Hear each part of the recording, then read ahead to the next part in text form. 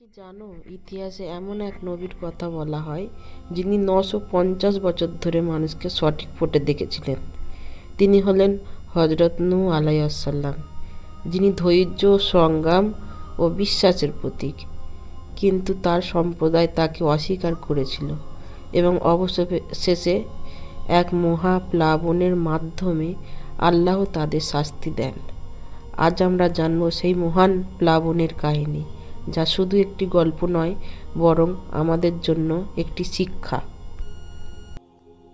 হযরত নূহ আলাইহিসসালাম এমন এক সময়ে নবী হন যখন মানুষ এক আল্লাহকে ভুলে গিয়ে মূর্তি পূজায় লিপ্ত হয়েছিল। আল্লাহ তাকে পাঠালেন মানুষকে সঠিক পথে ফেরানোর জন্য। তিনি বললেন, হে আমার সম্প্রদায়, তোমরা শুধু আল্লাহর ইবাদত করো, তিনি ছাড়া আর কেউ ইলাহ নেই।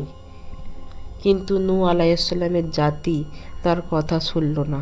তারা বলল, তুমি তো আমাদের মতোই এক মানুষ, তোমাকে কেন মানব?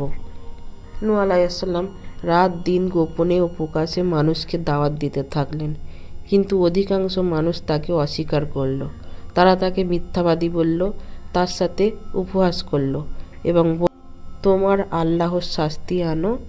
নূহ আলাইহিসসালাম 950 বছর ধরে মানুষকে ডাকলেন, কিন্তু মাত্র অল্প কয়েকজন মানুষ তার ডাকে সাড়া দিল। তিনি আল্লাহর কাছে কাঁদলেন এবং বললেন, হে আল্লাহ, আমার সম্প্রদায় আমাকে অস্বীকার করছে। আল্লাহ তাকে বললেন, তুমি তাদের জন্য আর দোয়া করো না, বরং তোমার অনুসারীদের নিয়ে একটি নৌকা তৈরি করো, কারণ শীঘ্রই এক মহাপ্লাবন আসবে। নূহ আলাইহিসসালাম আল্লাহর নির্দেশে একটি বিশাল নৌকা তৈরি করতে শুরু করলেন। যখন তিনি এটি বানাচ্ছিলেন, তখন তার সম্প্রদায়ের লোকেরা তাকে পাগল বলে উপহাস করল।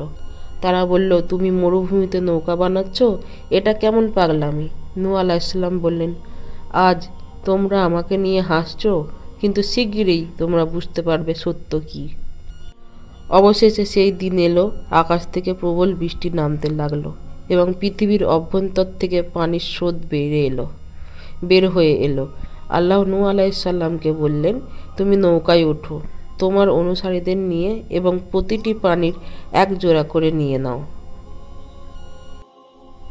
নূহ আলাইহিসসালামের নৌকা ভাসতে শুরু করলো, আর যারা আল্লাহর অবাধ্য ছিল তারা প্লাবনে তলিয়ে গেল।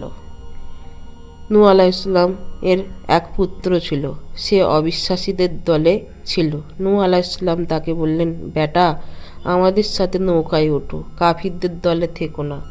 কিন্তু সে বলল, আমি পাহাড়ে উঠে যাব, বন্যা আমাকে ছুঁতেও পারবে না। ঠিক তখনই এক বিশাল ঢেউ এসে তাকে গ্রাস করল এবং চিরতরে হারিয়ে গেল। আল্লাহর ইচ্ছায় পানি কমে আসতে লাগলো এবং নূহ আলাইহিসসালামের নৌকা জুদি পাহাড়ে স্থির হলো। নূহ আলাইহিসসালাম আল্লাহর কাছে কৃতজ্ঞতা প্রকাশ করলেন এবং তার অনুসারীরা পৃথিবীতে নতুনভাবে জীবন শুরু করলেন। এই গল্প থেকে আমরা কি শিক্ষা পাই? আল্লাহর আদেশ মানতে হবে, শয়তানের ধোঁকা থেকে সতর্ক থাকতে হবে।